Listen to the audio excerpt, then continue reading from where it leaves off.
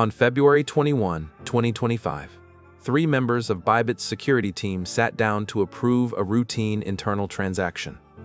They were using a hardware wallet, the kind of device specifically designed to make unauthorized transfers impossible. They reviewed the transaction details on screen. Everything looked correct. They approved it.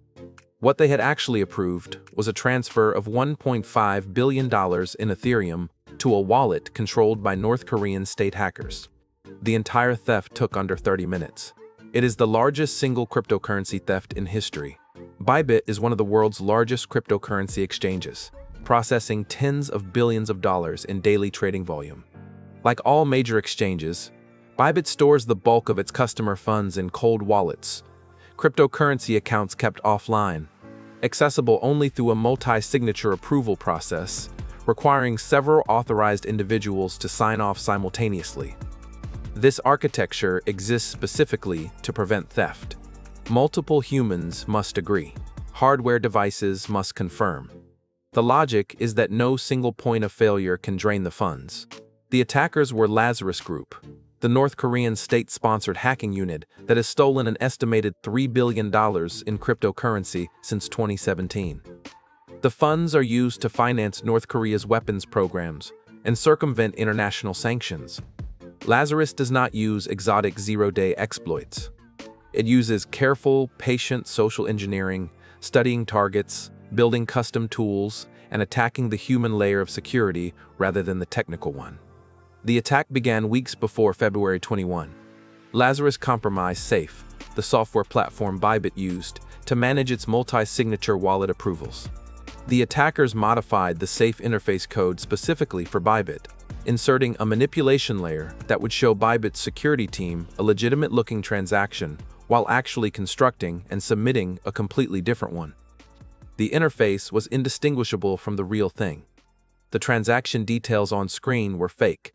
The hardware wallets signed what they were told to sign. When the 3 signatories approved the transaction, 401,000 Ethereum moved in a single transfer, worth approximately $1.5 billion at the time. The funds landed in a wallet controlled by Lazarus, which immediately began splitting them across hundreds of intermediary addresses to obscure the trail. On-chain analysts watching Ethereum transactions in real time noticed the unusual movement almost immediately. Bybit confirmed the breach within hours. By then, the laundering process was already underway. What happened next was a stress test of the entire crypto ecosystem.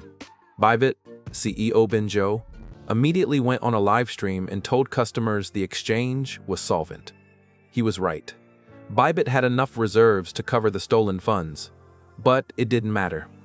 Customers began withdrawing at a rate that drained $4 billion from the platform in the hours following the announcement. Fear operates faster than logic. Bybit secured emergency loans from other exchanges and market makers, covered the withdrawals, and survived. Most exchanges in this position would not have. The theft passed a specific threshold in cryptocurrency crime. The missing Ethereum exceeded the total held in North Korea's known strategic reserves. Lazarus had, in one transaction, stolen more crypto than North Korea officially owns. The U.S. Treasury, the FBI, and on-chain analytics firms began tracing the funds. Blockchain's transparency means the movement of stolen funds is publicly visible, but transparency does not mean recovery. Once funds pass through enough mixing layers and cross-chain bridges, practical recovery becomes extremely difficult. The Bybit hack exposed a fundamental tension in the architecture of institutional crypto custody. Multi-signature wallets were supposed to be the gold standard. Hardware devices were supposed to make blind signing impossible. But when the interface layer is compromised, the signatories are not approving what they think they are approving.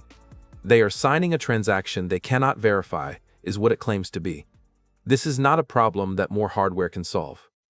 It is a software supply chain problem, and supply chain attacks are among the hardest categories of intrusion to defend against. North Korea has now stolen approximately $4.5 billion in cryptocurrency since it identified crypto theft as a sanctions evasion strategy. The regime treats hacking as an export industry. Lazarus Group is not a side operation. It is a revenue-generating division of the North Korean state. The Bybit theft funded, by some estimates, a significant portion of North Korea's annual defense procurement. Every hardware wallet approval on every exchange anywhere in the world is a potential target for the same technique used against Bybit. Bybit survived because it had reserves. It had reserves because it had survived long enough to build them. Most exchanges, most protocols, most custody solutions in the crypto ecosystem are not in that position. The 1.5 billion was not recovered. It is being laundered right now, flowing through mixers and bridges toward destinations that will eventually convert it into ballistic missile components and weapons-grade material. The people who approved the transaction did everything right according to the procedure they had been given. They were shown a lie, and they signed it. That is the attack surface that Lazarus exploits. It is not closing. If watching North Korea drain $1.5 billion in minutes gripped you, this is one chapter of a much larger campaign. The Lazarus Group, North Korea's state hackers who stole $3 billion in crypto, goes further. It is on this channel.